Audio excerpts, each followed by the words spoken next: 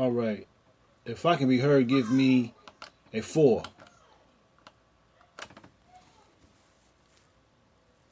Hallelujah. Before I begin, or if I even do begin, I want to know how you all feel. I want to gauge it on that and not completely fry you all's brains. But if you all are wanting to continue with an offering, please let me know if it's too late for you all, or you all are saturated. Type in a 1 if you want to proceed, and a 0 if you just want to go ahead and allow the next week to move forward. Okay, so we got some ones, but definitely, we can make an adjustment. I don't want to again oversaturate you all because it's a lot of information. I don't have a lot, but I have enough to move forward. So what I'll do is just go ahead. If you all feel like it's too much, just let me know, and we can slow it down. But with a Hatzi Kaddish, I do want to open. So hallelujah. Yitkadal v'yikadesh shemei rabah v'yamadi v'rach kirutei v'yimelech malkutei v'chayechunu v'yamichunu v'chayedu kol beit Yisrael b'galav izman kariv v'meru amen. Yehi shmei rabah mavorach le'olam ud me'amaya yitbarak v'yistabach v'yipa'ah v'yiramam v'yitnaseh v'yichadar v'yitalei v'yitalal shmei kudasha berechu le'ela min kol barakata v'ashirata tushbechata v'nechmeta damiran ba'amah Vimeru Amen. So, Yashar Koach, first and foremost, to the Marine.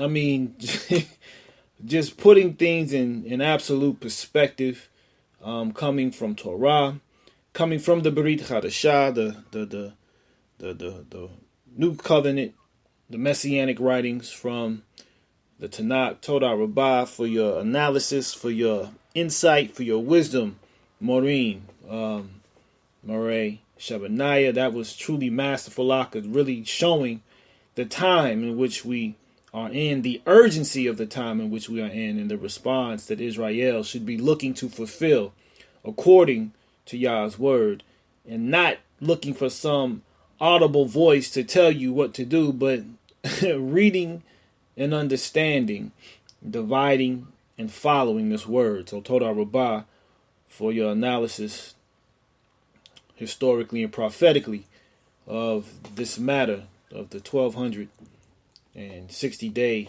period of time. Morei Slika Moreim 70. I want to say Yeshar Koach Todah Rabbah to you as well, for the lamp of the soul is the lamp of Yah, I believe was the name of your offering. And I want to offer a hearty Yeshar Koach and Todah Rabbah to you as well. Interestingly, many of the things which you presented are going to be in alignment with some of the things that I have to present as well. Both of you, as interesting as it may seem. A lot of the passages, Moreh Shebaniah, you referred to are going to be, with some of the passages that I have to reflect on as well. And talk about the spirit of a man is the lamp of Yah. That was the name of your offering expressly. A lot of times as we engage life and just go through the course of the day, we look at things rather in a mundane fashion, we don't really take time to understand the depth and the gravity of many of the elements of creation that Yah has placed before us, we may even come across it prophetically at times, but it happens more times than not, than many times throughout the day. We can get actually just, surface in our matter. So what I want to do with this offering that I'm entitling Witness the Clouds. Okay, witness the clouds is really give us a new perspective of looking at this phenomena, this earthly phenomena of cloud formations. Dang, that's what it is. Sleeka, give me 1 second. I thought I heard something. But these clouds are very important, not only prophetically, but even in an ecosystematic way as well. I want to first start with a brief video and just show the power of clouds. I'm going to count down.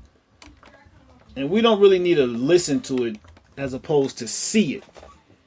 This is from a 2015 matter that took place in Tucson, Arizona.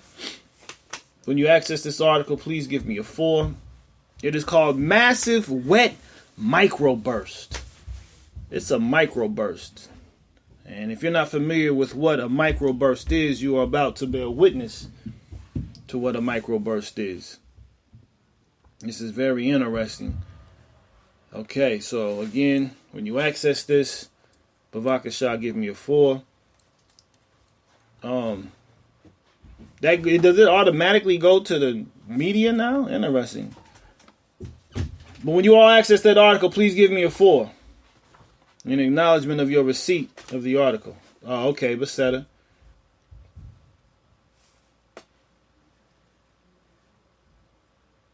Does anyone have this article? If you have the article or the website, the link, give me a 4. Bavakasha. Hallelujah. I do want to go ahead and play it in here. Or not in here, but on the... Because my player is delayed. So I'm going to play it on YouTube. So I'm going to count down. Being that M70 is the only one that acknowledges it, I'm going to go ahead and move forward for the sake of time. I'm going to count down from 5 to 0. And I'm going to push play. And suggest you all push play so we can watch this together. Alright? So counting down. 5, 4, 3, 2, 1, 0. Push play. And so you're going to see what a microburst is all about. And this is very profound and powerful. So this is, of course, time elapse at first. And then they're going to slow it down. But just look at the clouds. I mean, these things are magnificent. And there's another video. I'm not going to post it. But it shows that clouds are just like waves. When you look at an ocean or a body of water, a large body of water in particular, where the waves are just cascading, you know, especially if you're from underneath looking up. Waves and clouds are very similar. And take a look in the center of the screen, and you see some white on the bottom. They're going to show this in slow motion. You're going to see this like drop literally from heaven. This is just incredible. So you can see it coming down now. Boom. There it is. That is what a microburst is. It is like an explosion of water from heaven. You can see it again coming down in the center slower. Here it comes again. It's like a detonation, and it just spreads when it just hits. But this is the power that is contained in clouds. Not to mention tornadoes, you know, things of that nature. But this is what clouds contain. Water. And so we'll get to that shortly. But you can go ahead and stop that. I just wanted to show you all that. I mean, that to me is just like overwhelmingly like incredible. Incredible. So what are clouds? We're going to ask this question first. We're going to look into some physics first. Cloud physics, as a matter of fact. And this first article, which comes to us from uaf.edu. I believe that's University of the Air Force, if I'm not mistaken. But give me a 4 in acknowledgement of your receipt of said article. This here is called Cloud Formation and Development. Okay? We're going to look at cloud formation and development. All right? It reads as follows. What exactly are clouds? A common answer for many lay people is that clouds made up of concentrations of water vapor floating in the air. Although this answer is understandable from an intuitive standpoint, it is wrong. Clouds are actually made up of liquid water in the form of tiny droplets that are so light. Now look at this spiritually. Tiny droplets, individual droplets of water so light that they are able to remain airborne without being overcome by gravity. Spiritually, that sentence there alone is phenomenal. These clouds made up of liquid water in the form of tiny droplets are so light that they remain airborne without being overcome by gravity, which would bring them to the ground. All right, to the dust of the earth, so to speak. This is a key for us to understand how we are to walk spiritually, to be in light and to become light, both in the visual sense, but also in the density sense, and that is through vibration. But this makes sense because water vapor is always present in the air, but it is invisible. How do you believe in something you can't see? It's not empirical. You can't prove that water vapor exists, but then you see it manifest. It's the same thing when it comes to the Most High. You will never see the Most High, but you can see the manifestations. And we'll get to that. Clouds, on the other hand, are very visible, as is the water, the liquid water of which they are comprised. Clouds form from water vapor molecules in the atmosphere that condense into liquid droplets. These droplets are extremely tiny, with a radius on the order of about 10 micrometers. That's how the circumference of that, the radius of it from the center to the outer part, is 10 micrometers. That's like beyond small. It's almost what you would consider a nanoparticle. Okay. Well, that's a whole different story. Let me continue in this article. Water is constantly evaporating and condensing into and out of the air when the relative humidity, the amount of moisture in the atmosphere relative to its capacity to hold water vapor, is less than 100%. However, to get a big enough concentration of water droplets in the air that eventually forms a cloud that is visible to the naked eye requires a relative humidity of near 100%. So it has to be perfect for it to appear. That's another spiritual principle. This generally occurs when the air is relatively cool, because the amount of water vapor that the atmosphere can hold is proportional to the air temperature. The warmer the air is, the more water the atmosphere can hold in vapor form, because there is more energy available. Heat equals energy, okay? Warmth. Then the more relative humidity is 100%. When the relative humidity is 100%, the air is said to be saturated with as much moisture as it can hold, and therefore water vapor can only condense back into liquid. This greatly increases the number of water droplets floating in the air, and this is what creates clouds, all right? Through this condensation process, when air becomes more saturated with these water droplets, with the word of Torah, we become more, condensed, and this allows us to form into a cloud. And we'll get to that. But this is all, we got to see this on a spiritual level. We can look at this physically, but the physical points to the spiritual. This is what Yahushua said when he was saying, if you don't understand earthly matters, how are you going to understand heavenly matters? If you see and understand what I'm saying, please type in a 1 in order to confirm this, because, these are mysteries that we have to understand. And this is why we have to witness these phenomena around us to conceive of and comprehend the mysteries that Yah has put in creation right before us. So 42 people. Okay, there we go. Let's get some more interaction. I know it's, like I said, it's been a long day. I know we're getting burned out, and I'm playing cleanup right now. And so I want to make sure that this is still engaging and not just putting you all to sleep or going over your heads, okay?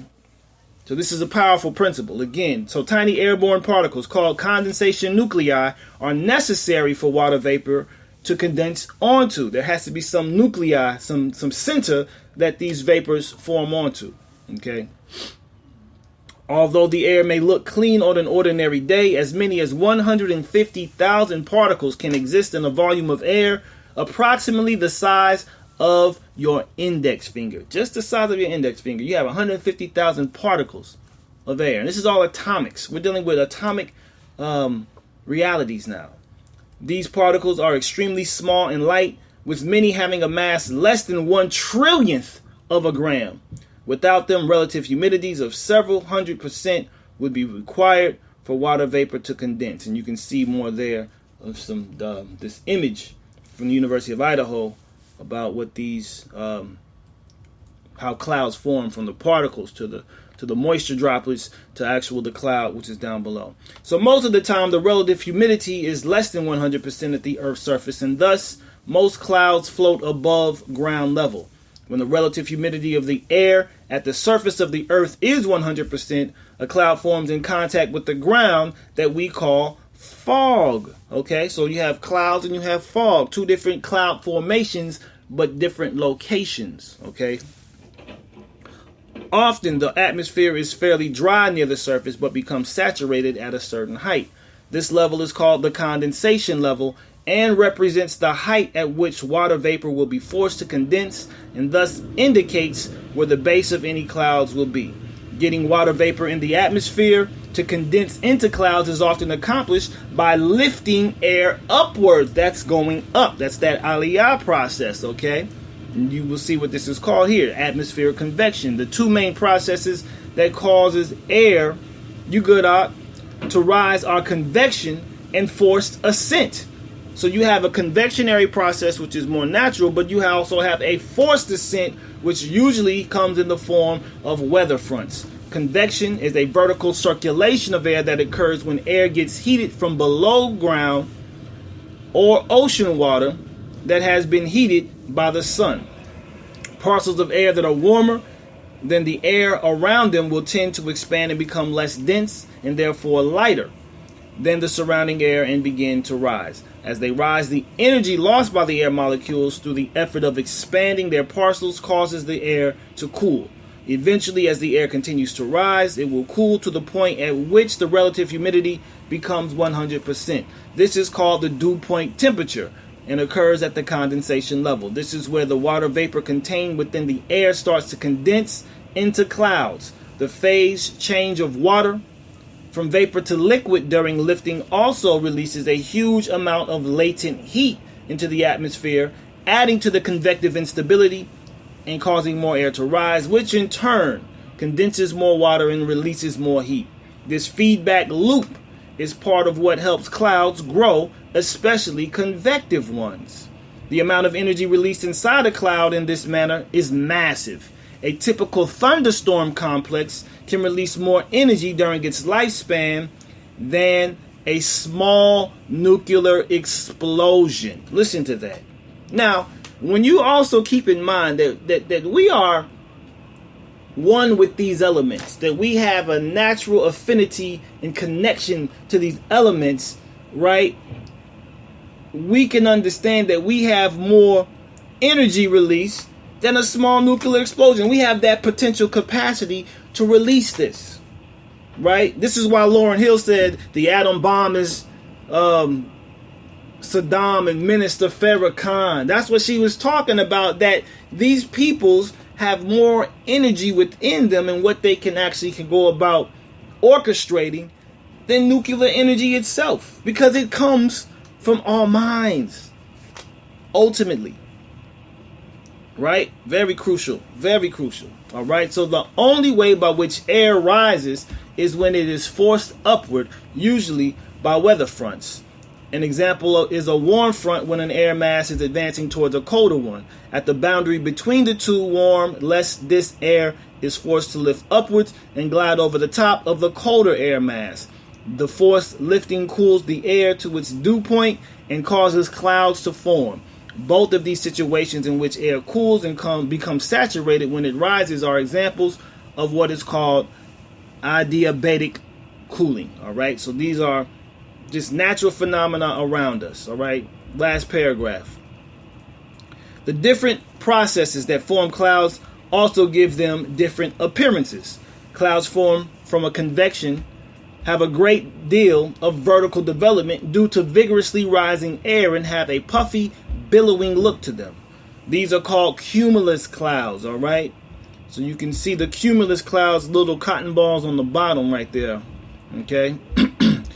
These are the most well-known type of clouds. More gradually lifting caused by warm fronts, on the other hand, causes clouds that are layered and flat in nature with a little vertical depth. The family of cloud types is called stratus, which means layered. At great heights above the Earth's surface,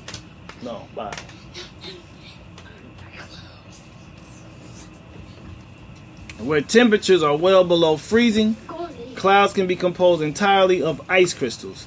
These clouds typically have a wispy, feathery look and are called cirrus clouds. A common term used to describe classic wisp of cirrus against a blue sky is horsetails. You can see that up at the very top.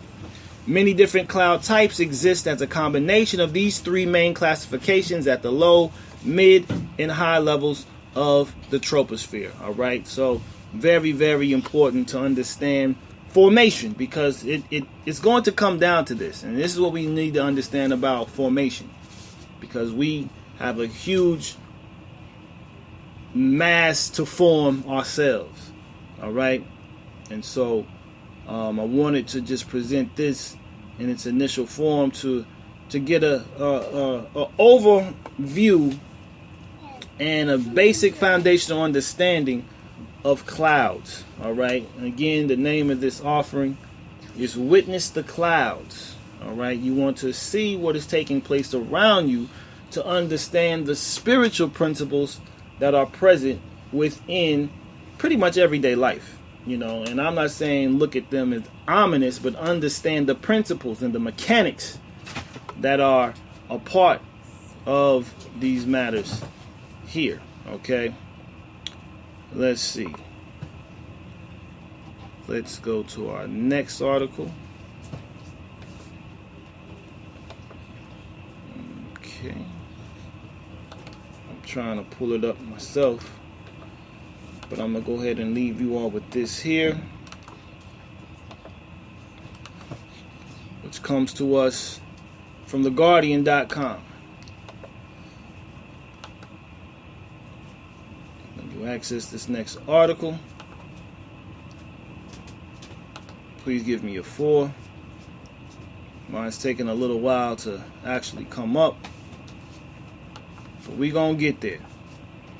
This is the actual article about the physics of clouds, okay, and the particle formations as well. So give me one moment as my nice delayed server and search engine is now pulling up this article. There we go. Looks like something is happening now. All right. Told out for your 4s. The particle physics of clouds. Continuing on. By Paul Brown. He wrote this in 2015. Saying one of the most complex problems of man-made climate change. Keep that in mind. Man-made climate change. Okay? And this is something you have to understand in a, what's the word I'm looking for? I'm just going to use it. It's a Kabbalist understanding of that we affect the universe. Humanity affects the universe. Everything that takes place in our solar system, in our galaxy, in the universe is a reflection of the nature of man, be it good, be it bad. Okay, and so this man-made climate change is not only a result of the physical activities of man in terms of carbon emissions and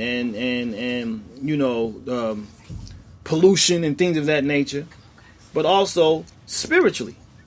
So there are correlations there. If you understand what I'm saying with that, please give me a 1 in that light, because these correlations are very powerful to connect as relates to how Earth is to be affected and what our role is in bringing forth the repaired Earth, or we know that's undergoing the process of Tikkun Olam. So again, one of the most complex problems of man-made climate change is what our activities are doing to the clouds and rainfall. What are we doing in affecting this recyclical nature of water in our atmosphere and on Earth? Certain generalities apply. The warmer it gets, for example, the more energy and moisture there are in the atmosphere, and the weather gets more violent. Another fact is pollution. Traffic, factories, and forest fires pump vast quantities of particles into the sky that would otherwise not be there. Pollution. All right. This is what sin is doing to us. This is what causes all these things to have their reactions in our ecosystem. Around these particles, droplets of water form, become clouds, and eventually rain falls. This combination helps to explain why rain in Britain comes down in heavier bursts than it used to, increasing the incidence of flash flooding. More hard surfaces feed water to drains built for Victorian drizzle. But what is actually going on in the clouds? Where do the tiny particles that become the raindrops come from, and what does that mean for the weather in Britain and elsewhere? Attempts to answer these questions, scientists are flying through clouds in a plane based in Cranfield University in Bedfordshire. It is packed with 4 tons of sophisticated scientific instruments. Traveling at 100 meters per second, the scientists collect air samples and get instant readings. In some clouds, there is a cocktail of car exhausts, factory emissions, forest fire particles, and natural aerosols that all act as condensation nuclei, meaning that somewhere below is soon going to get very wet. In the short term, the data can help to warn the Met Office what a serious rainstorm is on the way, but in the longer term, it tells us what we are doing to our climate. All right. And so this is something that is very important for us to understand, even spiritually, because what is going into our system is also going to determine what pours out. Okay, this is what Yahushua said when he told the Pharisees, it's not so much what goes into a man that defiles him, it's what comes out of a man that defiles him. And so when we conceive of that principle of this energy release, determined on what you put in there, it is very, very interesting to note how spiritually this all takes place. So that's the physical aspect. Now we're going to go to another component of dealing with clouds. And this comes to us from CERN. M70 showed us a short while ago of this tunnel opening in Switzerland that took place, that CERN hosted, that was just one of the most bizarre rituals, satanically bizarre rituals presented to the elite who were just there taking part of it. Almost ever seen in our contemporary day and age, just outright, blatantly satanic. And of course, CERN has been notorious for having this symbolic type of rituals and events take place in their facilities and around their facilities, with the Shiva statue right outside their doors with the 8 arms of death. So very interesting. But the name of this article here is called Cloud. And the subtitle, could there be a link between galactic cosmic rays and cloud formation? An experiment at CERN is using the cleanest box in the world to find out. All right, here we go. The Cosmics Leaving Outdoor Droplets experiment, or CLOUD, uses a special cloud chamber to study the possible link between galactic cosmic rays and cloud formation. Why are they studying cosmic rays and cloud formation? Because there's a correlation. These devils are very knowledgeable. Let's be very clear and not naive about their information gathering and the way that they study the cosmos, if you will.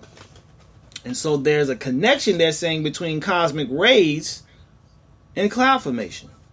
So based at the proton synchrotron at CERN, this is the first time a high energy physics accelerator has been used to study atmospheric and climate science. The results should contribute much to our fundamental understanding of aerosols, clouds, and their effect on the climate. So again, they're looking at the effect of clouds on the climate, because they have a very powerful effect, and role that they play in maintaining planetary stability. What can cosmic rays tell us about climate? Cosmic rays are charged particles that bombard the Earth's atmosphere from outer space. Studies suggest that they may influence cloud cover either through the formation of new aerosols, which are tiny particles suspended in the air that can grow to form seeds for cloud droplets, which is what creates rain, or by directly affecting clouds themselves. Clouds exert a strong influence on the Earth's energy balance. They make sure that the energy is balanced on Earth. Clouds do that. So when you look at a cloud, you're looking at something that is balancing Earth's energy. Okay? If you knew that clouds were stabilizers of Earth's energy, type in a 1. If you did not know that prior to this, type in a 0.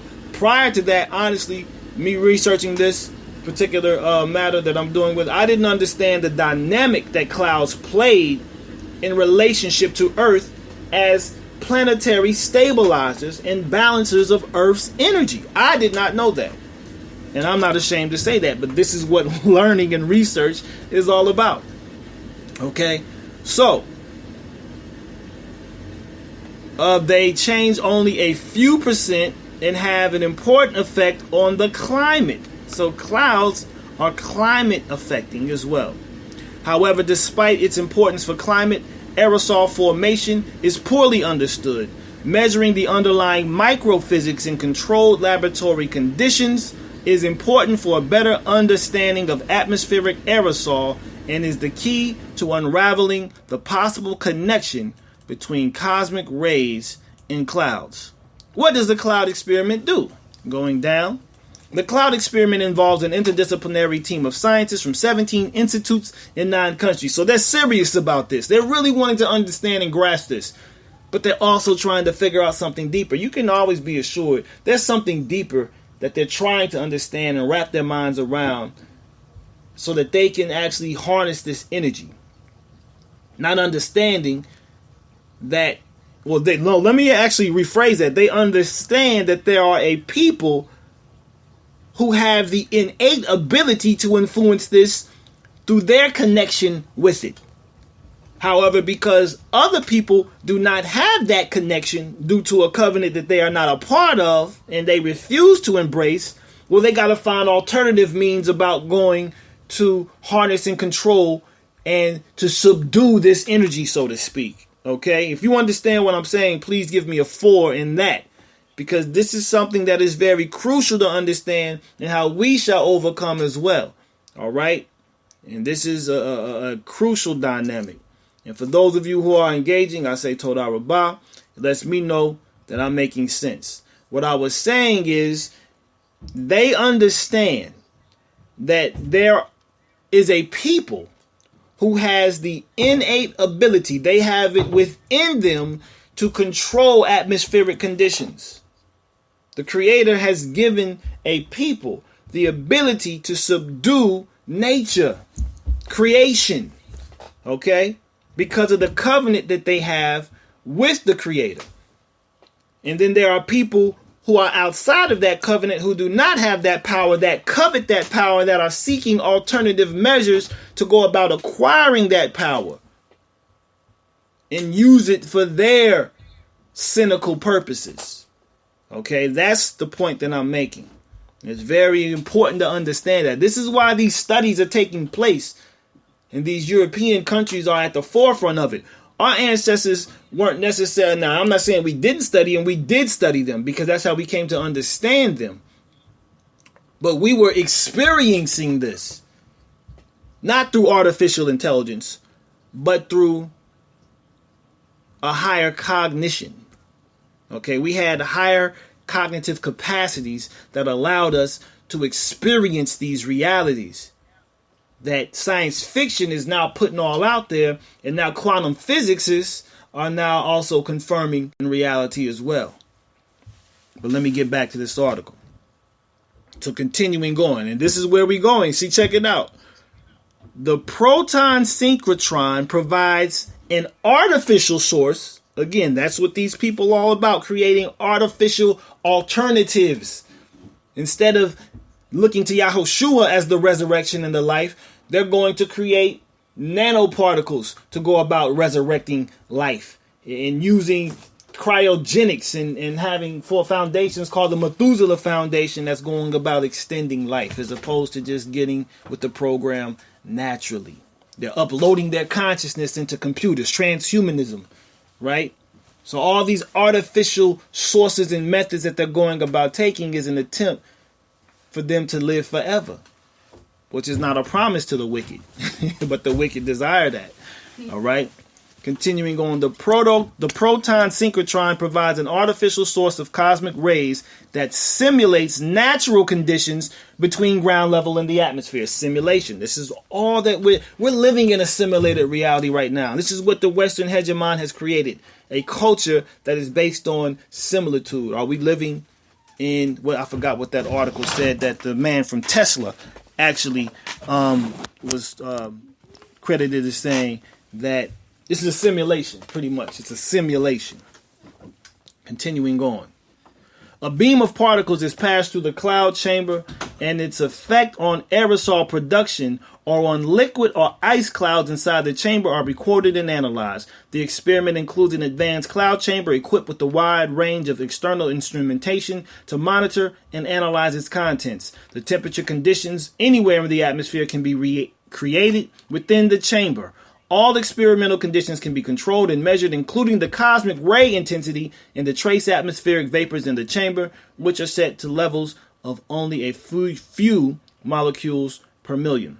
What has cloud shown us about our world? In 2014, CERN's cloud experiment made a huge discovery when it showed that biogenic vapors emitted by trees and oxidized in the atmosphere have a significant impact on the formation of clouds, thus helping to cool the planet.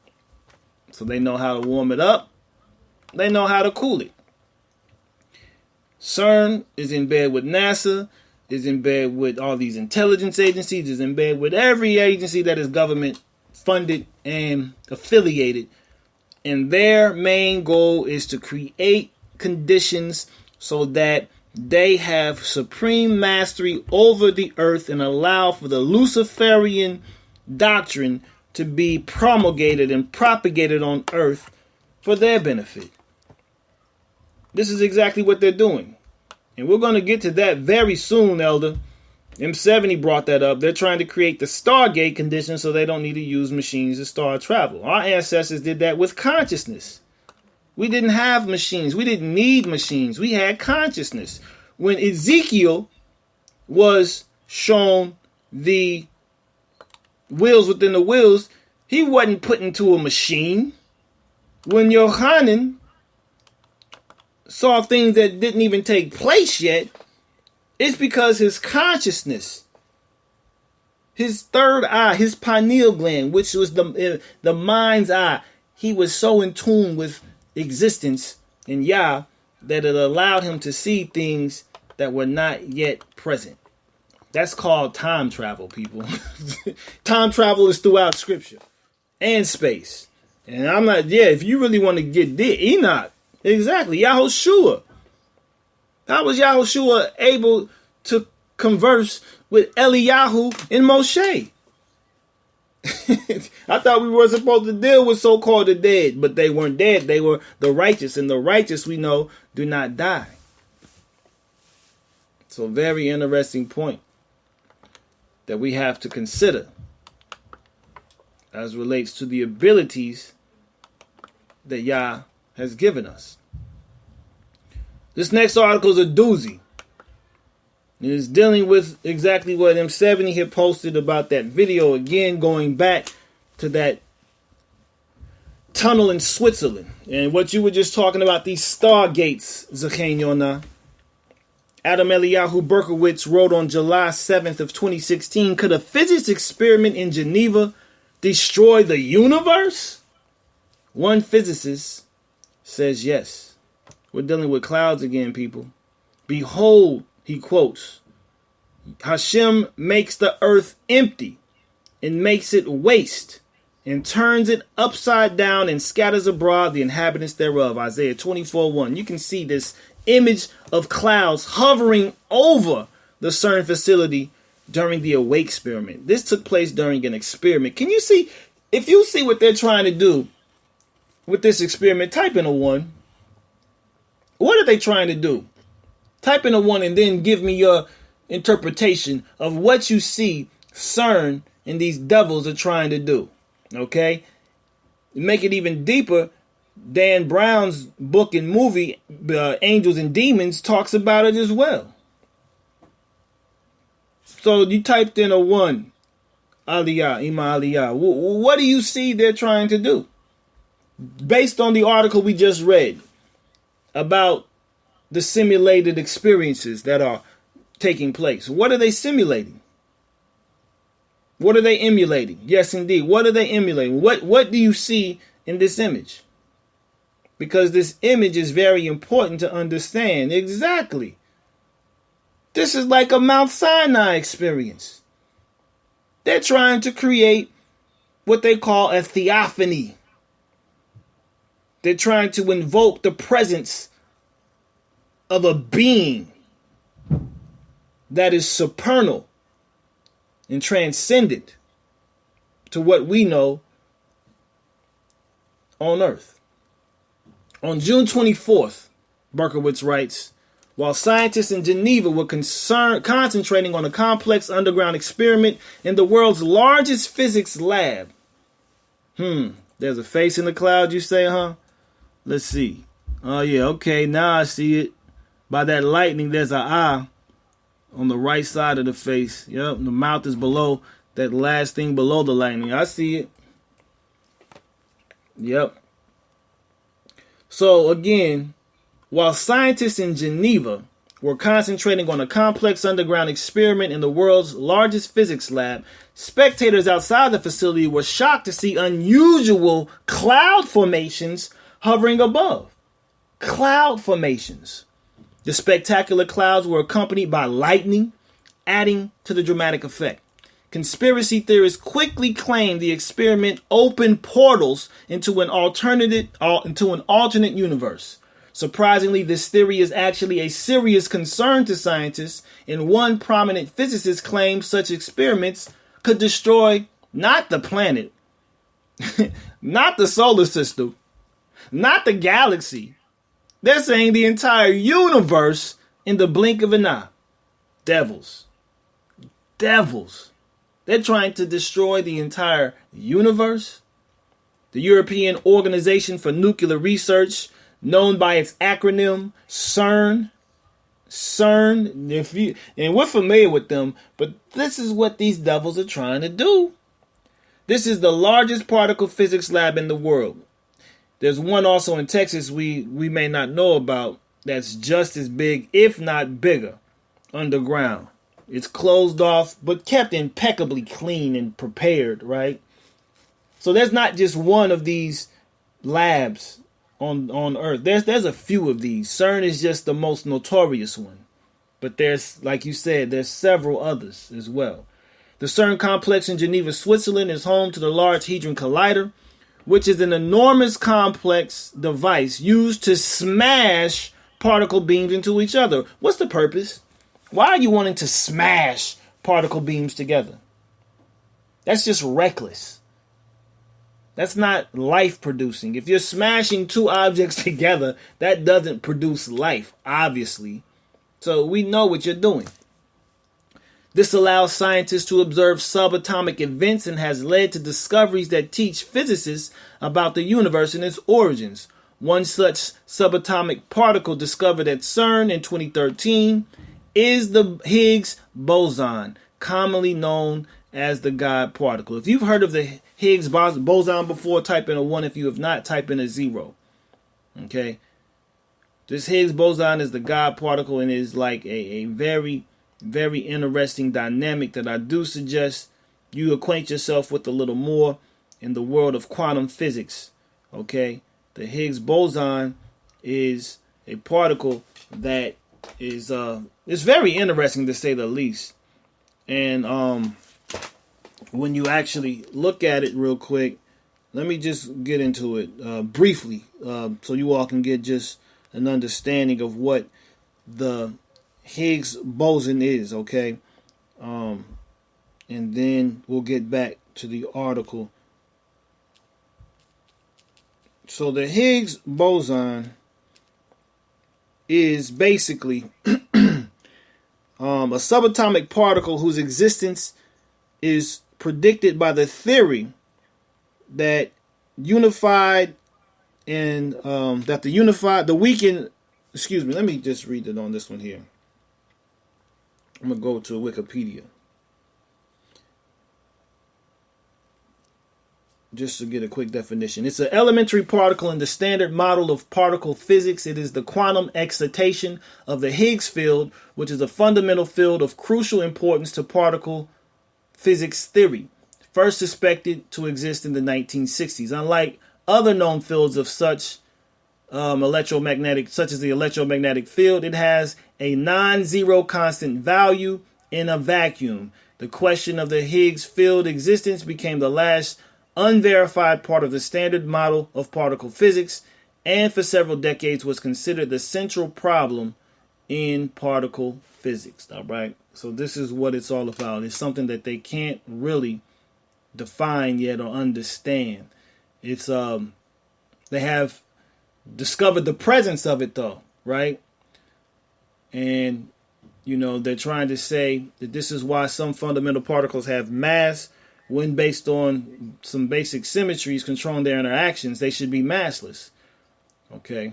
It also resolves several other long-standing puzzles, such as the reason for the weak forces and their extremely short range. So the Higgs boson is just a particle that is just stumping many physicists.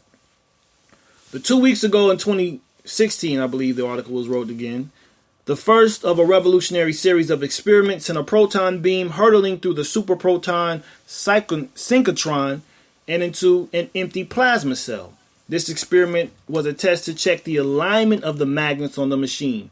Named AWAKE, or the Advanced Proton-Driven Plasma Wake Field Acceleration Experiment, it will be the first accelerator of its kind in the world when it is completed at the end of the year. Some immediately claimed that the experiment delved into unknown territory, opening portals into other dimensions and causing the ominous clouds to appear. Not to mention, if you all saw that spiral that appeared in Switzerland, one of the first runs that they ran, that definitely looked like a portal. So this is very, very, very interesting, to say the least, but it's also somewhat daunting, and to see what these devils are really trying to develop the capacity to do.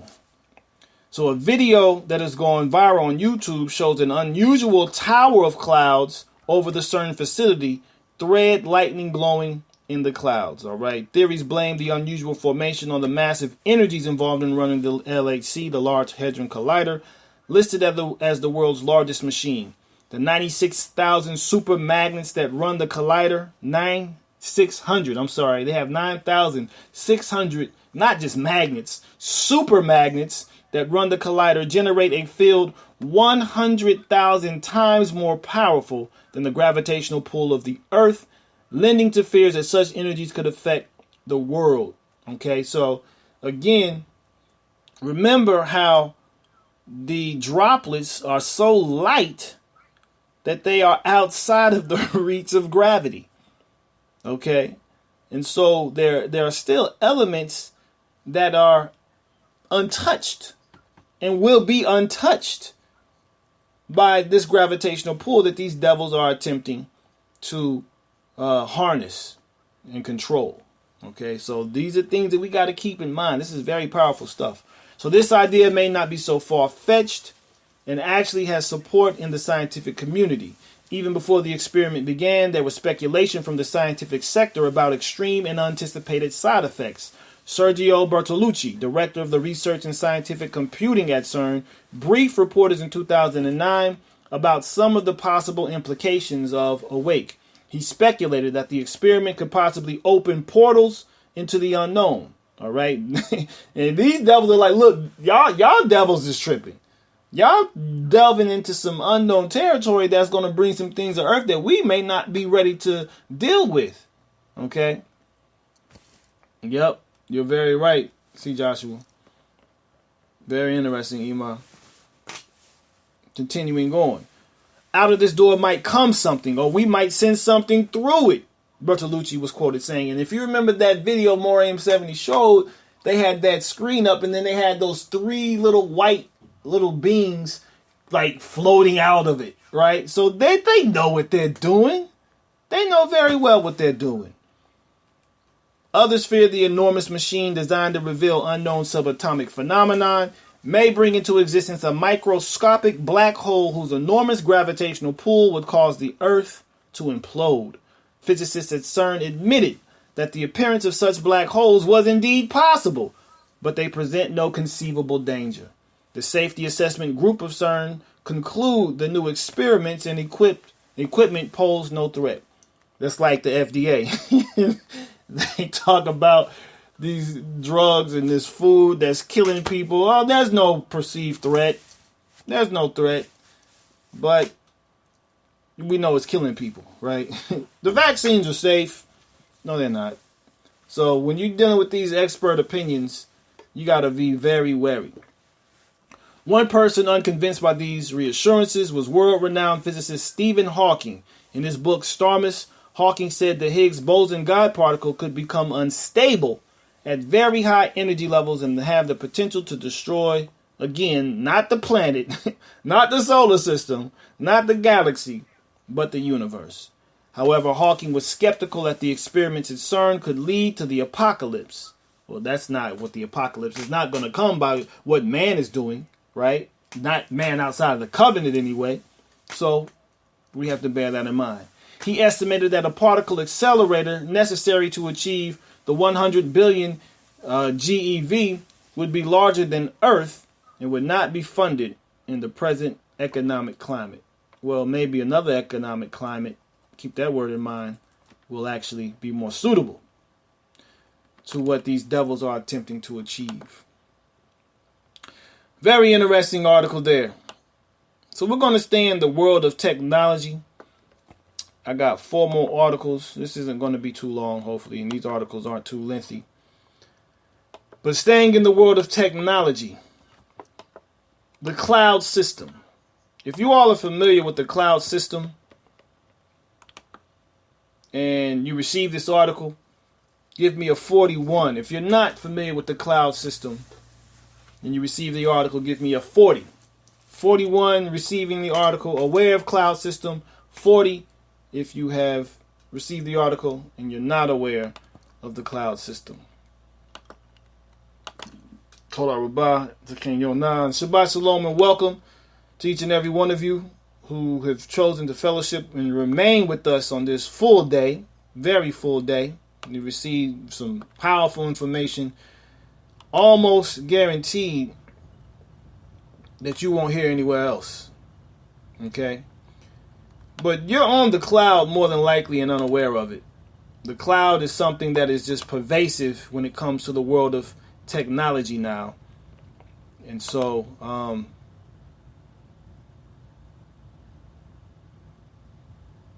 did that happen? Let's go back again.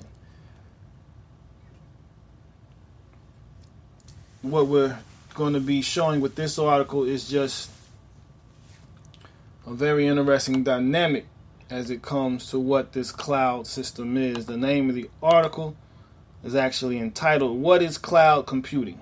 Okay, so give me a moment as this comes up. It's got a little slow laptop. Again, I gotta get my RAM right, Zaken Yona. My RAM's not right. I got too much RAM. But I'm glad I kept open my information here. So what are you saying here? The cloud system isn't new, but a return to what computer networks used to be in the beginning of computing. Very interesting. Glad we got a little techie guy in here. So they were originally all based on the cloud system or networks of computers, huh? Very interesting. So it's just resurfaced and resurged. What's going on with this? Is that data pipe? PC Mag. Oh, All right. We got some delays.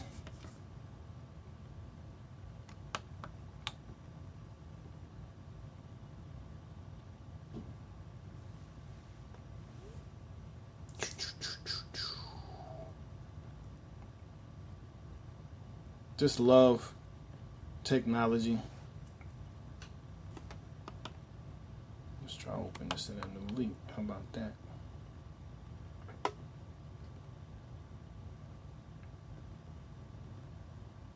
All right, let's see if I can get this to pop up this way. But I hope this finds each and every one of you all doing good. I think it's about to come up in a short second. We received a lot of information today, you know, and that's something that we want to continue to do, is just present us in this room with information. So what is cloud computing? All right. Eric Griffith says the cloud is a real buzzword, but what is it? How does it impact what you do? And is it anything really new? All right. This was written in 2016 as well. What is the cloud? Where is the cloud? Are we in the cloud now? These are all questions you've probably heard or even asked yourself. Again, this is a simulation, people. We're dealing with simulated reality, artificial intelligence. This is what they're trying to do. Take you away from reality and put you in a new simulation. All right. This is what like Blade Runner's about. This is what a Tron is about. This is what Transcendence is about. Okay, the Matrix. All this stuff here is very rooted in reality. They just made it science fiction and stop it. But when you really look at it, it has those types of realities. In the simplest terms, cloud computing means storing and accessing data and programs over the internet instead of your computer's hard drive. You have a greater resource or database to draw from, okay? As opposed to just your own individual hardware, all right? So you're drawing from a much larger database, listen to what I'm saying, spiritually, right, than just your own information base, okay? So again, listen to that. This comes crazy. In the simplest term, cloud computing means storing, accessing data and programs over the internet, the larger base, instead of your computer's hard drive. The cloud is just a metaphor for the internet. It goes back to the days of flowcharts and presentations that would represent the gigantic server farm infrastructure of the internet as nothing but a puffy, white, cumulus cloud accepting connections and doling out information as it floats. You can see an image here. The router is the main internet. You can get that through the server, which goes to the printer and other computers, all right? What cloud computing is not about is your hard drive. When you store data on or run programs from the hard drive, that's called local storage and computing. Everything you need is physically close to you, which means accessing your data is fast and easy for that one computer or others on the local network. Working off your hard drive is how the computer industry functioned for decades. Some would argue it's still superior to cloud computing for reasons I'll explain shortly. Now, let's keep in mind, I work in the field of employment agencies or employment services. We find people work. And many times when you're working with people in that agency or that area and they're wanting to fill out applications online, man, my computer at home got my resume on it, so I can't even access it. You know what I'm saying? So now they've cut off their ability to actually proceed and move forward because they have limited their information to their own personal resources and devices, okay? As opposed to having it on the internet and on the cloud, which has benefits, okay? And I'm speaking of this in the physical world that we're dealing with, but in the spiritual world, this is supreme. And this is where we are to draw our consciousness from.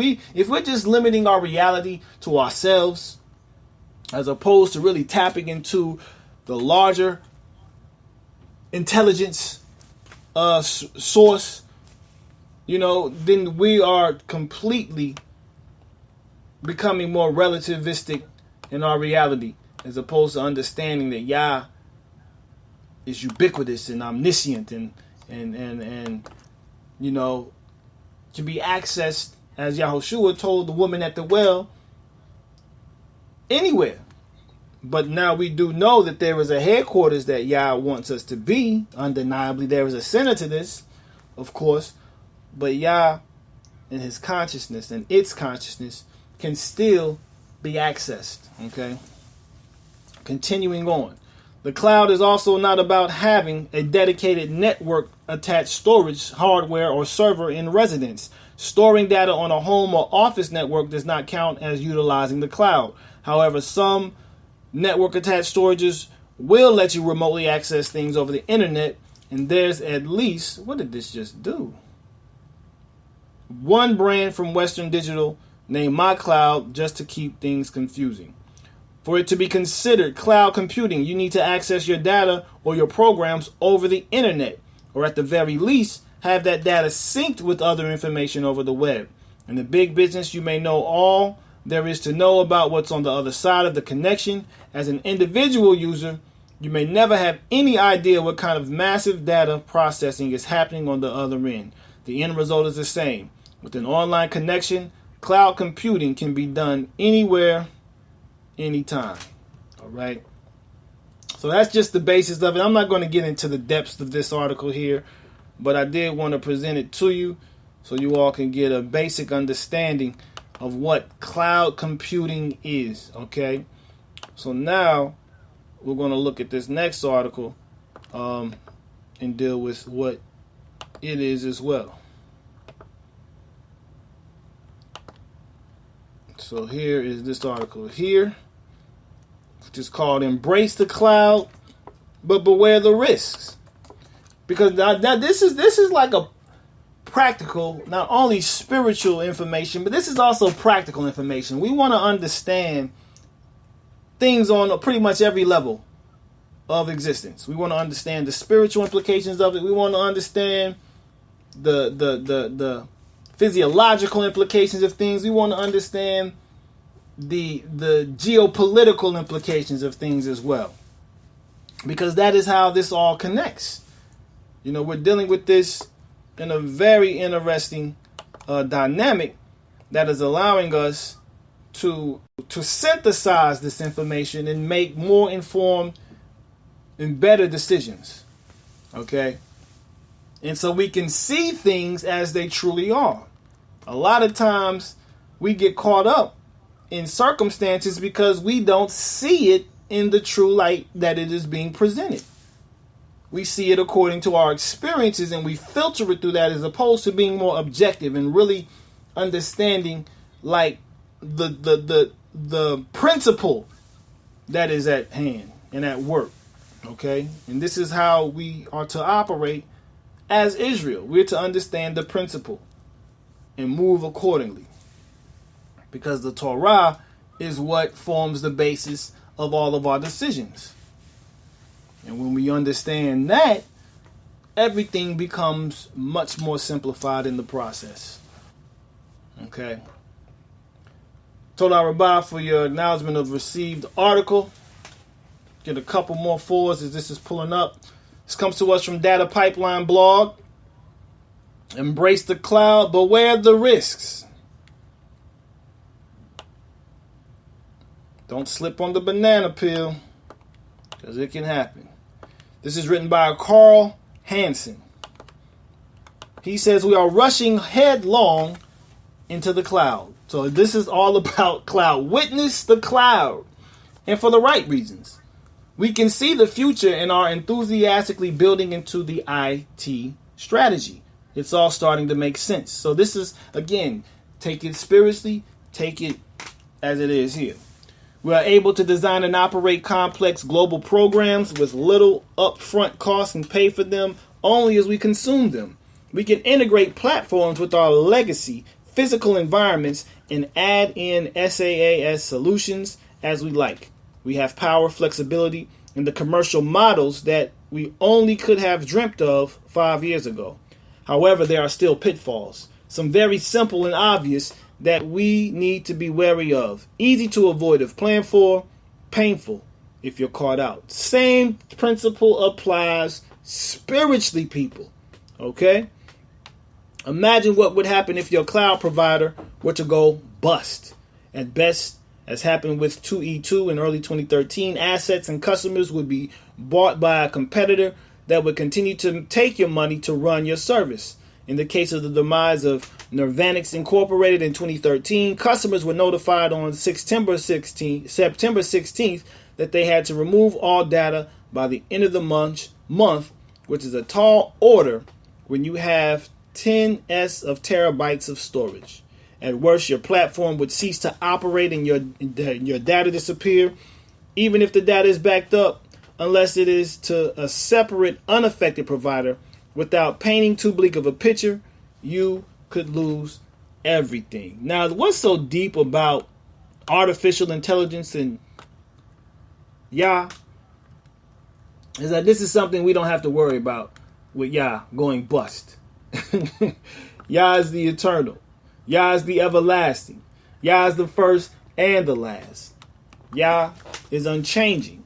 And so when we understand that, that is where our security comes from in dealing with the spirit world, which should convey to the physical world that, we are secure in that. It should be a transference of consciousness. It should be a transference of confidence. It should be a transference of principle.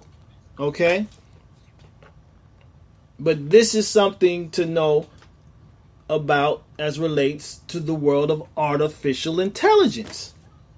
Yah is supreme intelligence, okay?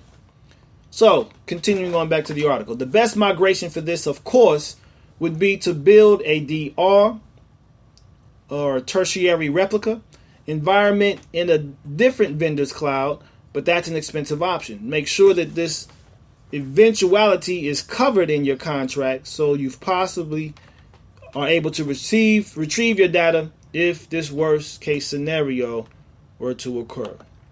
However, you still need to seek him for yourself, not just rely on you. Exactly, Doda. That's very much so the case. And that if we're not studying and putting ourselves in position individually into this body, which is what the cloud is about, though. This is, again, that's why you have droplets of water. Individual droplets of water make up cloud formations, and that's the point we're going to get to, okay?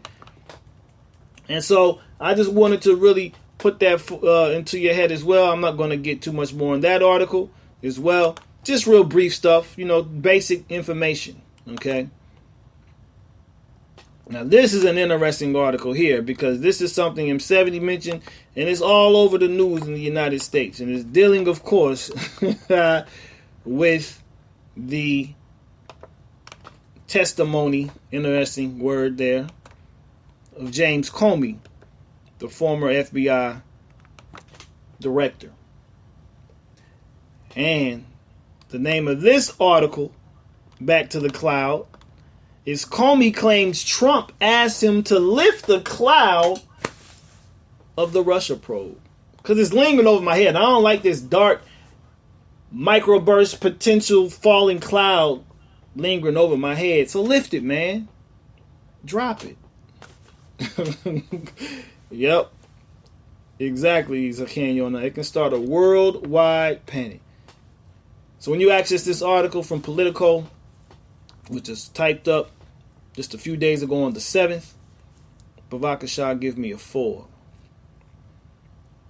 Comey claims Trump asked to lift the cloud on the Russia probe. This is by Josh Gerstein. Subtitled, the fired FBI director also confirmed reports that Trump made what Comey interpreted as a request to end the Flynn investigation.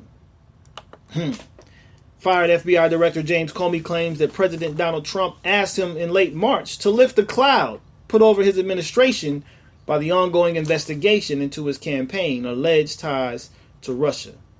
Man, just make it like we have no connections. But even if we did, we didn't do nothing wrong. That's what Trump said, right? This guy here.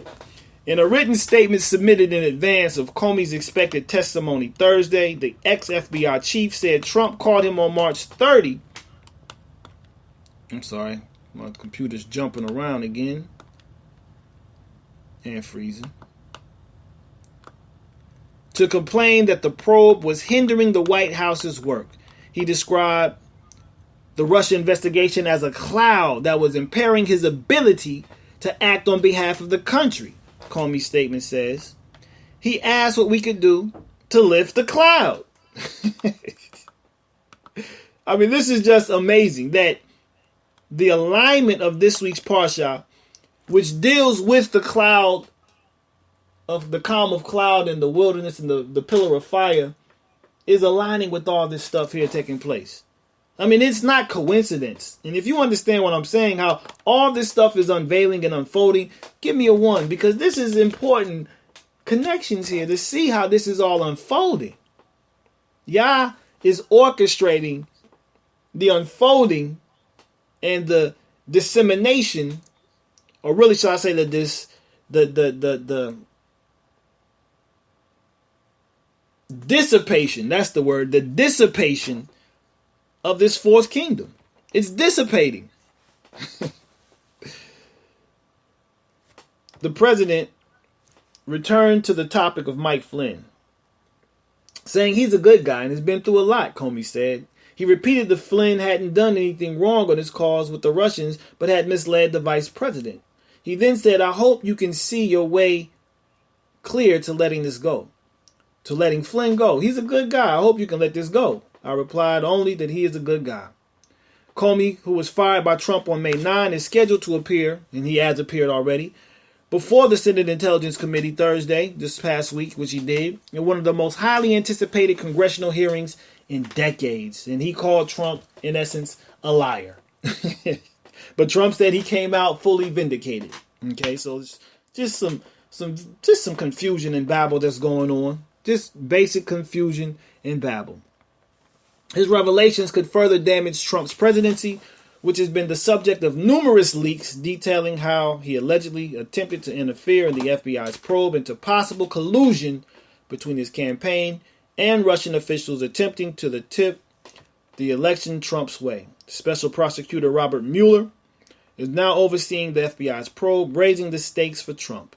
Trump himself has acknowledged that the Russian probe was a factor in his decision to fire Comey, but the former FBI director's statement sheds new light on the private conversations Trump had with Comey about the investigation and their relationship.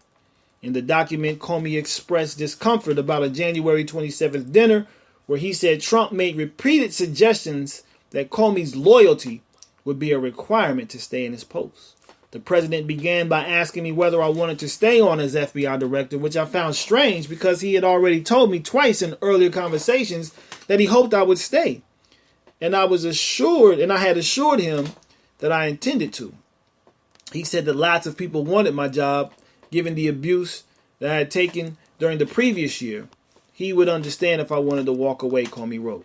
The FBI chief said he interpreted the one-on-one dinner and the thrust of the conversation as an effort to have me ask for my job and create some sort of patronage relationship. The president said, I need loyalty. I expect loyalty. Comey related, calling the exchange very awkward. I didn't move, speak, or change my facial expression in any way during the awkward silence that followed. We simply looked at each other in silence, the FBI chief wrote, saying he eventually tried to diffuse the tension by pledging honesty. These forked tongues, boy, I tell you, you don't know what to expect from these forked tongues. That's what I want. Honesty, loyalty, Comey recalled Trump saying. The FBI director said that in a bid to end the discussion, he replied, you will get that from me. Comey's written statement does support Trump's claims that Comey gave repeated assurances that Trump wasn't personally under investigation.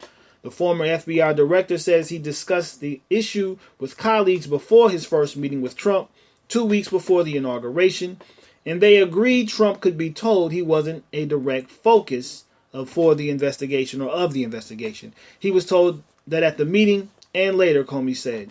Comey also said he told Trump in March that lawmakers were briefed that the investigation wasn't focused on Trump. I explained that we had briefed the leadership of Congress on exactly which individuals we were investigating, and that we had told those congressional leaders that we were not personally investigating President Trump, the ex-FBI chief said. I reminded him I had previously told him that. He repeatedly told me we need to get that fact out. Trump's private lawyer, Mark Kasowitz, you know what that is, seized on the Wednesday as a vindication of the president's position. The president is pleased that Mr. Comey has finally publicly confirmed his private reports that the president was not under investigation in any Russian probe. So the cloud is lifted from his head, but his cabinet is still got that cloud over their head. The president feels completely and totally vindicated because he's free of it. He is eager to continue to move forward with his agenda. I'm not going to read the rest of this nonsense. You can read it if you so choose, but that's not the focus of the article. I wanted to present that because of the timing of what had taken place just recently and the alignment of that with this week's reading in Parsha Behalotecha. My second to last article is a return to breaking Israel news. And it is a very interesting article. Second to last article. I'm sorry, that's not it. Ignore that one. This is it here. This happened last year as well. And I wanted to report it when I saw it, and it may have been presented in here. It's a very interesting article. And I really don't know what to say about it because, it's interesting. But I will say that the land of Israel, again, is alive. And Yah is going to protect his land, and his people. So this article says that the biblical pillar of cloud appears over the Golan Heights, proving that the hand of Yah still protects Israel over ISIS.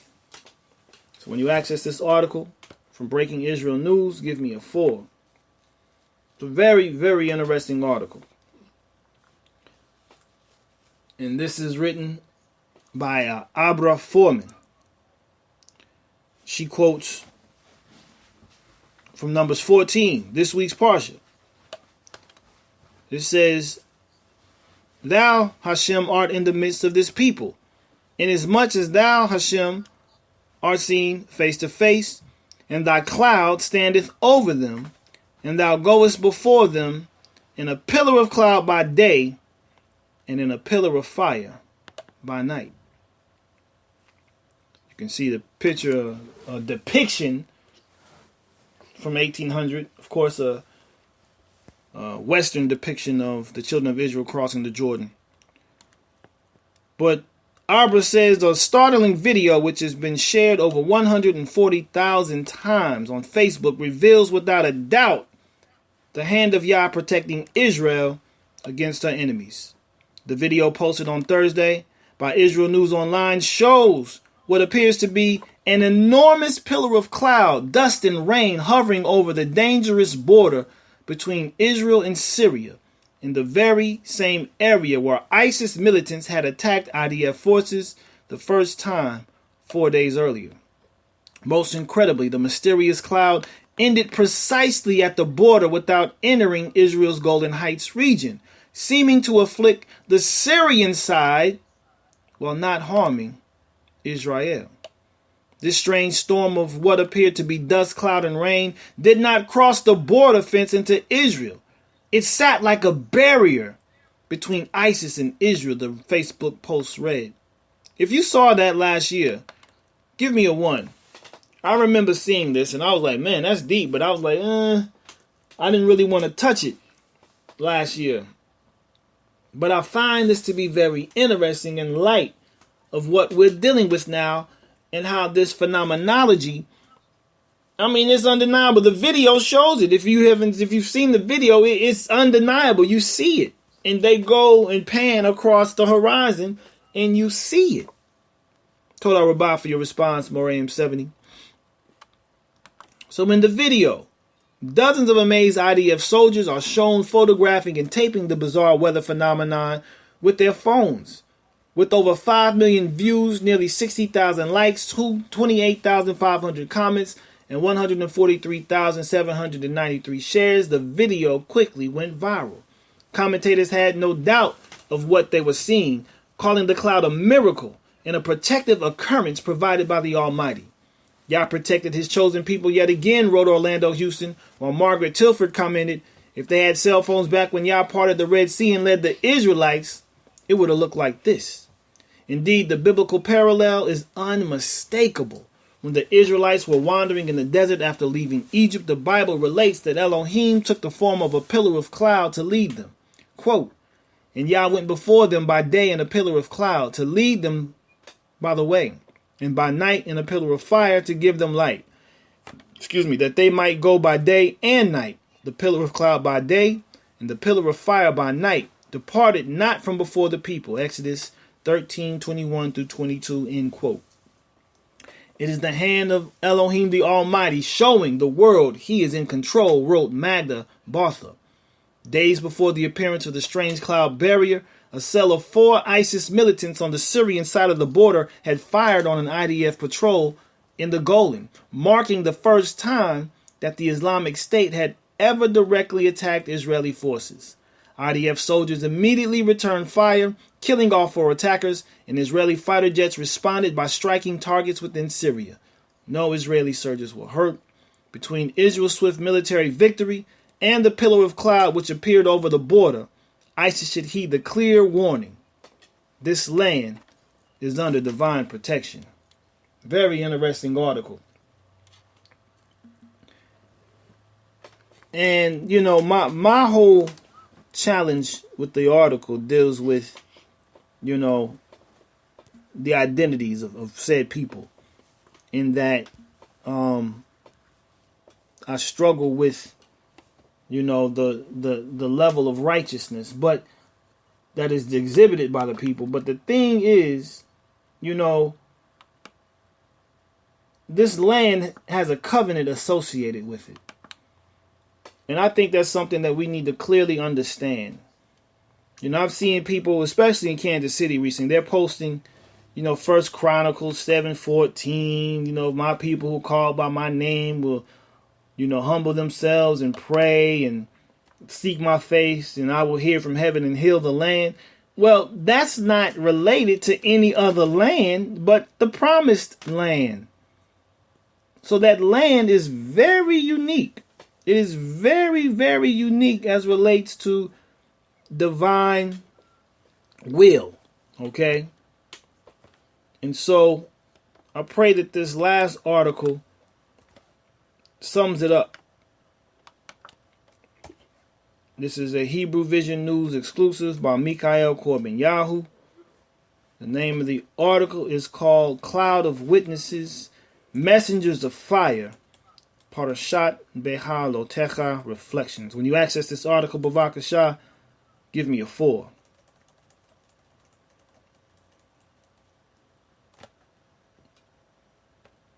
Hallelujah. And this will be my last offering for the day. Keeping this relatively brief, to the point. Hopefully it's been very insightful and edifying.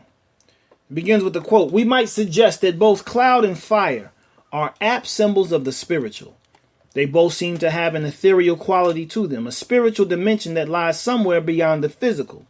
Untamed by gravity, seemingly lacking material substance, they float in the air, suspended somewhere between heaven and earth. We might add something about their function, their nature. Clouds have the life-giving power of rain, but also the power to devastate and destroy. Fire, too, has this dichotomy. It has life-giving energy, but also the potential to destroy in an indiscriminate and savage manner. Do these symbols take us back to Bereshit with the primal elements of light or fire and dark? Is the cloud reminiscent of the primordial mist that rose from the earth and watered the face of the ground? Light is the symbol of order, rationalism, the comprehensible. Cloud is indicative of mystery, transcendence, that which eludes us. It is this dichotomy that is suggested in the dual symbols of Elohim's presence. On the one hand, Elohim can be reached via the intellect. The intellect. That's what Maimonides said. This is what the image and likeness is all about, having that divine perception and divine intelligence. That's where prophecy is most impacted, in the sphere of intellect. Elohim can be perceived, approached, understood. Like light, his presence illuminates. But there is another dimension to the presence of the divine. The mystery, the unfathomable, the irrational, the distance. These are all primary aspects of our relationship with the ineffable Elohim. We cannot understand Elohim. In certain ways, Elohim is clouded from us. At times, Elohim is revealed. At others, he is hidden. The dialectic of the cloud and the fire is the dialectic of our relationship with the presence of Elohim. This is Fire and Cloud, an excerpt of it by Rav Alex Israel. On the day that the tabernacle was set up, the cloud covered the tabernacle that was a tent for the testimony. And in the evening, there would be upon the tabernacle like a fiery appearance until morning. So it would always be. The cloud would cover it, and an appearance of fire at night. Numbers 9:15 through 16. And I do want to make a quick addendum and say that Numbers 14 is actually a part of next week's Parshat and not this week's Parshat. So I did make an error in stating that Numbers 14 was from this week's reading. But continuing with the article, ever since humanity has had the ability to experience life, we have always been intrigued and fascinated by the elements. Perhaps more so than the others, the elements of air and fire have most intrigued our minds due to their unique composition, nature, power, symbolism, and uses. While clouds are found in the sky and are a part of the air, essentially they are composed of water and are formed through a process called condensation, by which single droplets of water vapor, which is a gas, are gathered together and changed into liquid. Spirit becomes incarnate. Okay, that's just a symbol of that. These droplets then coalesce with aerosols in the process, creating various cloud formations. When formed, clouds play an extremely important role in regulating and balancing the Earth's energy, as well as stabilizing the planet's atmosphere. Without clouds, there would be no moisture, no protection from harmful rays, and atmospheric conditions would be further destabilized. In the overall construct of creation, clouds play a most significant role, while many underappreciate the significance of their relationship to the maintenance of Earth's equilibrium due to their lack of understanding of their capacities. To the ancients, however, clouds were understood on both scientific and spiritual levels. As history would have it, this natural phenomenon, which takes place in the sky, when observed by the ancients, determined many signs for them and suggested either good or bad outcomes depending on what the interpretation of the formations were given by the ancient seers and prognosticators. Of these formations, many cultures in the Levant and other regions would practice what is called aeromancy, which is the practice of foretelling the future by observing atmospheric, air, or sky phenomenon, including that of cloud formations. To the ancients, clouds were ominous as signs of their sky gods, which foretold the pleasure or wrath of their patron deity towards them. In fact, many ancient cultures were nephomaniacs and believed that the clouds were direct messages from their gods. Of the many sky gods of the ancients, like the Canaanite idol Baal, the title Riders of the Clouds were often ascribed to them, which suggested their otherworldliness and celestial nature and powers. To the Hebrews, however, clouds, in Hebrew anan, were thought of as a gathering of pure potentiality and provided a covering for either enlightenment or obfuscation purposes. Clouds were also conceived of, to Hebrews, as a collection of thoughts or individuals capable of directing and refreshing life in its movement towards the fulfillment of goals. And while many of the notions held by the diverse Levantine cultural milieu were also shared within the cosmological conception of ancient Israel, the Hebrew observation of clouds and their formations did not include the practice of nephomancy, as sorcery was expressly forbidden for Israelites. You can read that in, I believe, Leviticus 19 and verse 13, I believe, is what that link is to. Let me see. I think it is. Well, I'm not going to go there. But of these matters, the Jewish Encyclopedia informs us that the rabbinical literature contains extremely insightful information regarding the Israelite observation, conception, and perception of clouds. Quote, the observation of clouds for the purpose of divination was of the forbidden methods of forecasting the future. And that's Leviticus 19:26. That's what it is. Notwithstanding this, the pillar of cloud of the altar was observed for that purpose in the temple on New Year's or Atonement Day. Okay, the direction which the pillar of cloud took being thought to indicate what part of the land would be blessed with plenty during the year.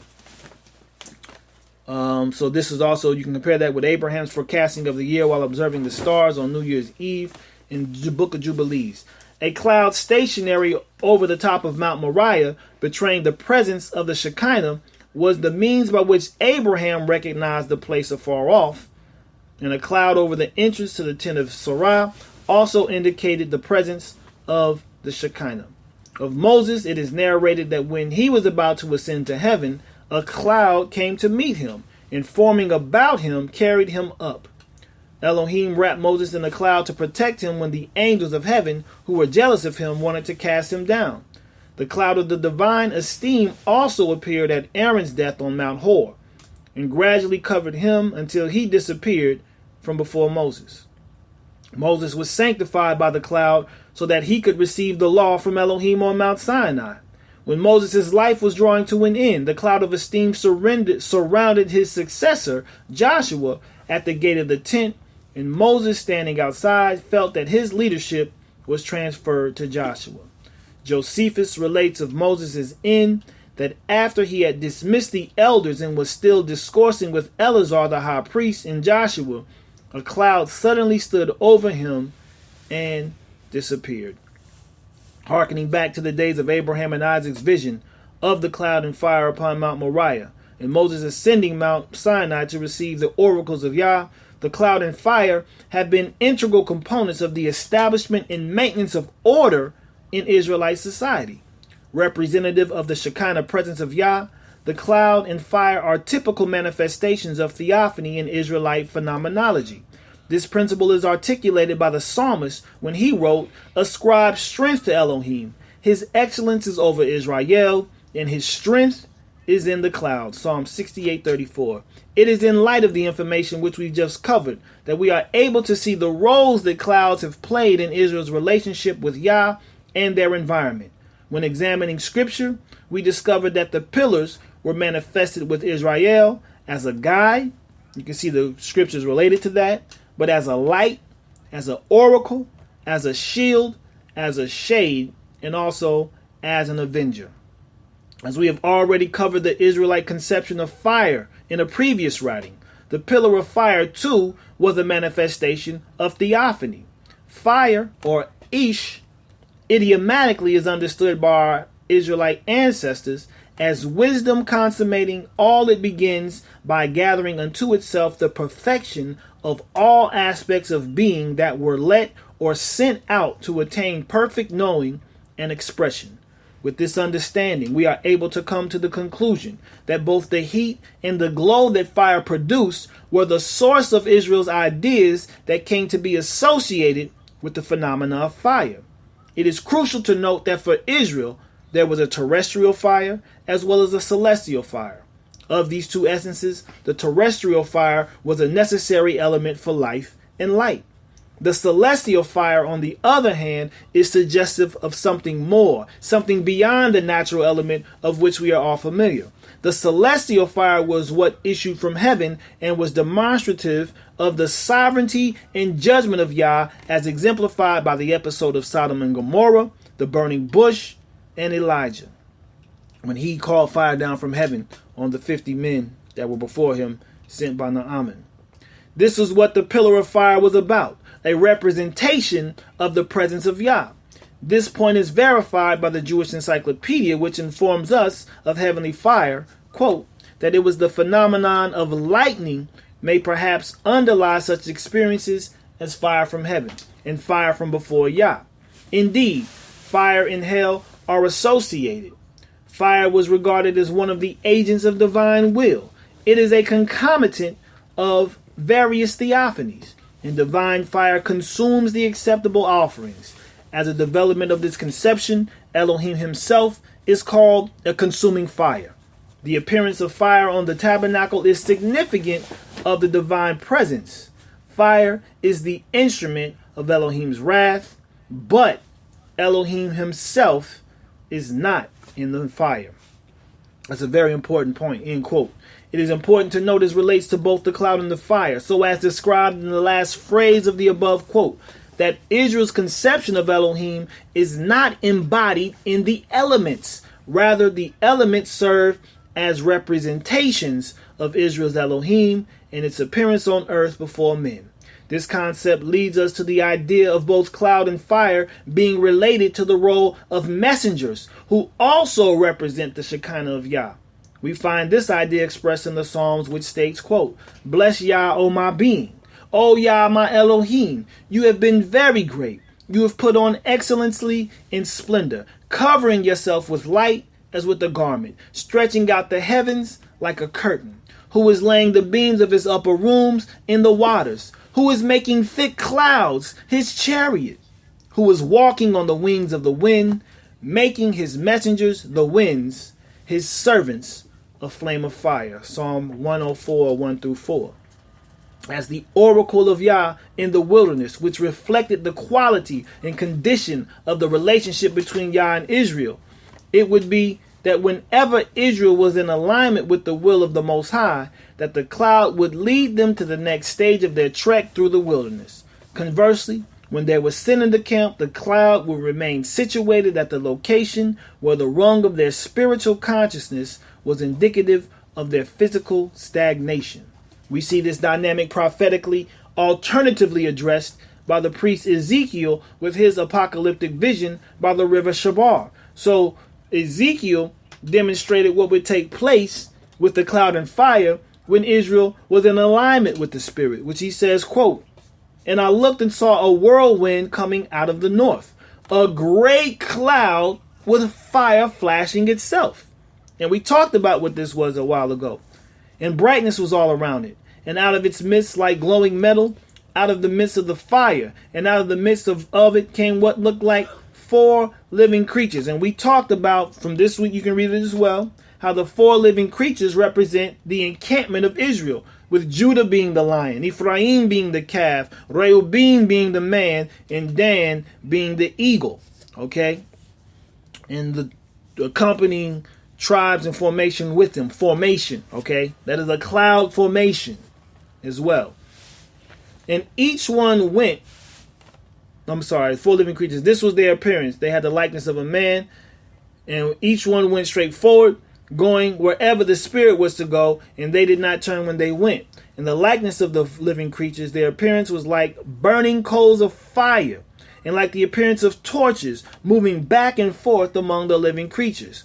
And the fire was bright, and out of the fire went lightning. That's Ezekiel chapter 1, verses 4 through 5, and then 12 and 13. Taken from what we have discussed up to this point, the imagery of this vision is one that is connected to the ancestral experiences of Israel in the wilderness, capturing the protective and provisionary role that the cloud and fire played for Israel throughout its sojourn from bondage to freedom. The vision of Ezekiel captures the prophetic movement of Israel coming out of exile to return to the land of promise.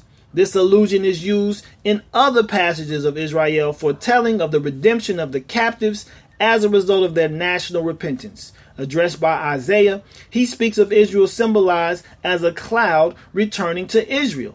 Quote, "Who are these who fly like a cloud and like doves to their windows? Because the coastlands wait for me, and the ships of Tarshish first, to bring your sons from afar, their silver and their gold with them, to the name of Yah your Elohim, and to the set apart one of Israel, because he has adorned you." Isaiah 68 and 9. We also read of similar visions from the Messianic writings about the 2 witnesses who are also associated with clouds. Quote, and Sheb was reading this earlier. "And after the 3.5 days, a spirit of life from Elohim entered into them, and they stood upon their feet." This is very akin to Ezekiel as well, chapter 37, with the dry bones. And great fear fell on those who saw them. And they heard a loud voice from the heavens saying to them, "Come up here." And they went up into the heaven in a cloud, and the enemy saw them. Revelation 11:12-13. Now, of the identity of the two witnesses, we are given the revelation of who they are in the book of Acts, which tells us, "And we are his witnesses to these matters, and so also is the set-apart spirit, which Elohim has given to those who obey him." Acts 5:32. So we are the witnesses with the set-apart spirit. That truly is the two witnesses. The word of Yah, which the spirit reveals, okay, and us. If you understand what I'm saying in that matter and you agree with that statement, give me a 1. That is a very important principle to understand as relates to the two witnesses. Okay? We are his witnesses as well as his spirit in us. All right? A 1. If you understand and agree with that statement, please give me a 1.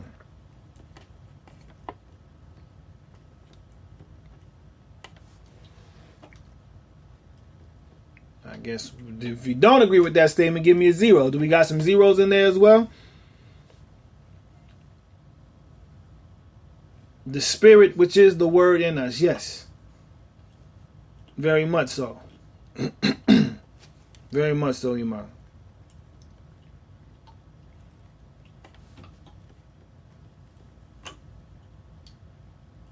Well, I'm just reading Acts 5:32. We are his witness to these matters, and so also is the spirit, the set-apart spirit, whom Elohim has given to those who obey him. Without the spirit, the word is really inactive, because the spirit is what activates the word and gives us the insight and the revelation of it. So the spirit is truly what allows the word to come to life. Yah sends the word. Give a 1. All right. Just clarifying that. But let's get back to this article here. And if there's questions and it matters, we can deal with that very shortly. So in Hebrew, the word for witness is ed, which connotes the idea of giving evidence or testimony to the everlasting continuum with objective proof from the jewels of acquisition. We should fully comprehend that the jewels of acquisition are the instructions of the Torah, which are known as the testimony of Yah. Combined with the full consideration of the priestly role that Israel is to play as a nation in relation to the other peoples of the earth, it is clear from the scriptures and the apocalyptic literary devices used throughout the text in regards to the symbolic representation of various matters, such as the clouds and fire, intimate that Israel is to present to the world the image and likeness of Yah as the witnesses of the Eternal One. It is in this regard that, when in alignment, Israel's unique position in proximity to the true and living creator of heaven, earth, sea, and all that is in them provides humanity with the most powerful manifestations of theophany that the world has ever known. In other words, when Israel is at one with Yah, they provide the most powerful manifestation of Yah's presence in existence. So given that other cultures have used phenomena to embody the ideas of their patron deities, Israel stands alone in utilizing natural phenomena to exemplify the characteristics and nature of Yah, while clearly demonstrating that it is the people who are clearly set apart to serve as the direct representation of that all-powerful supreme energy intelligence whose transcendent consciousness is expressed in the fusion of the Hebrew letters Yad-He, Waw-He. Given this information, it is therefore our duty as Israelites, being that we are those who have been given the responsibility to manifest the presence of Yah on earth before the nations, to function in the dual capacities as clouds by day and fire by night. In this role, we will provide balance to the entire economy of humankind, restoring the proper order of this planet by readjusting the atmosphere through our gathering together as individuals into the priestly kingdom that we have been called to be in Torah. It is through this process that each of us will coalesce with the Spirit like the water vapor, which will then produce the dew of righteousness to fall on earth through the demonstration of our lifestyle and the presentation of the Torah's teachings, providing nourishment to dry places and recycling the life that is poured out from our cloud formation, reestablishing a climate of harmony, peace, justice, truth, love, and light. This task is great, requiring a concerted maximum effort to protect Earth from harmful energy projections that seek to throw off and destroy what order exists when there is equilibrium. Let us therefore take heed to the words recorded in the letter to the Nazarene community of Hebrews, which exhorts us to remain ever faithful as witnesses of the reality of Yah with these words. We too, then having so great a cloud of witnesses all around us, let us lay aside every weight and the sin which so easily entangles us, and let us run with endurance the race set before us, looking to the priestly leader and perfecter of our belief, Yahushua, who for the joy that was set before him endured the stake, having despised the shame, and sat down at the right hand of the throne of Elohim. That's from Hebrews 12, 1 and 2. And that will conclude my offerings for the day. This has been called Witness the Clouds. And it is my prayer that what has been presented has demonstrated the symbolic representation of the presence of Yah in the people. And it is the people's obedience to Torah which allows for that cloud to materialize and cause them to move forward, including the fire. For the fire is the judgment of Yah and the truth of Yah. And that's why when you look in Revelation 1 and you see this one like the Son of Man with the gold band around his waist, dressed in that robe with the white hair and the feet like burnished brass, and his tongue having a double-edged sword coming out, but his eyes were like fire because of the purity of his soul, which is why whenever he looked somewhere, those who fell under his gaze would melt because of the truth of Yah's word that emanated from within him. Well, this, Mishpachah, is to be us. This is the gathering of the cloud of Yah into that one formation. Fire is very similar in that it is a combustion process that takes different elements, brings them together, and gives forth this phenomena. And so this is what the scripture is teaching us through these elemental properties.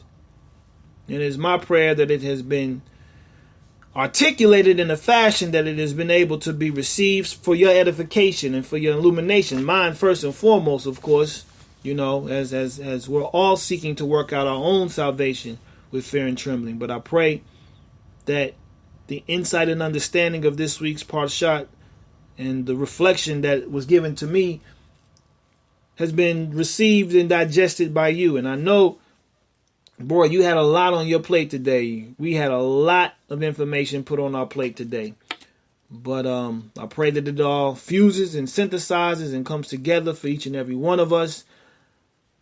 And that we continue to move forward to the place of our appointment that Yah has called for us to gather at and to be his priestly kingdom and his set apart nation. But again, I want to thank each and every one of you all for sojourning with us. I mean, we've been on here easily since 6 a.m. And it's now almost 3 o'clock here and almost 11 p.m. in the Holy Land. And we still are 37 deep. So I want to say Torah Rabbah to each and every one of you all for your faithful just fellowship here in this room. Of course, if anything has been of a truth, if it has been edifying and insightful, give all praise to the Most High, for that is from the source of all blessings and all information and all insight and knowledge and revelation. So all praise to the Most High. And after I close with a Hati Kaddish, we can definitely open up the microphone. We do encourage you all to come up here if we want to go back and deal with those two witnesses as well. there may be some time for that. If you want to table it and come back at another time and deal with it, that is also an option as well. But I want to, again, give all praise to Yah. And close with a Hatzi Kaddish and then open this microphone. So with that, in the spirit of prayer, hallelujah. Yit Gadal Vayikadesh Shemei Rabah V'yamadi Barakirutei V'yimelich Malkutei B'chayechunu V'yamichunu V'chayeda Kol Beit Israel Bagalav Izman Kari V'imiru Amen. Yehei Shmei Rabba Mavorach Leolam Ul Me'amaya Yit Barak V'yishtabach V'yipa'ar V'yit Roman V'yit Neseh V'yit Hadar V'yit Alei V'yit Allah Shemei Kudisha Berechu V'elamin Kol Barakata V'ashirata Tush Bechata V'nechmeta Damiran Ba'amar B'Shem Mashiach Yahushua Baruch Hashem Hallelujah. Hallelujah. Hallelujah. V'imiru Amen. That's my firstborn there, Mosiah, sitting here chilling with me. Say what's up, Mo. What's up? I hope I can see you all in Israel one day. Hallelujah, Amen. Let it be so. But with that, if there's anyone that wants to come on the mic, please do raise your hand, and we will definitely hear you out. And I'm going to relinquish this mic. I see your hand, Aki Nehor. And with that, one love, Shabbat Shalom. I relinquish the mic.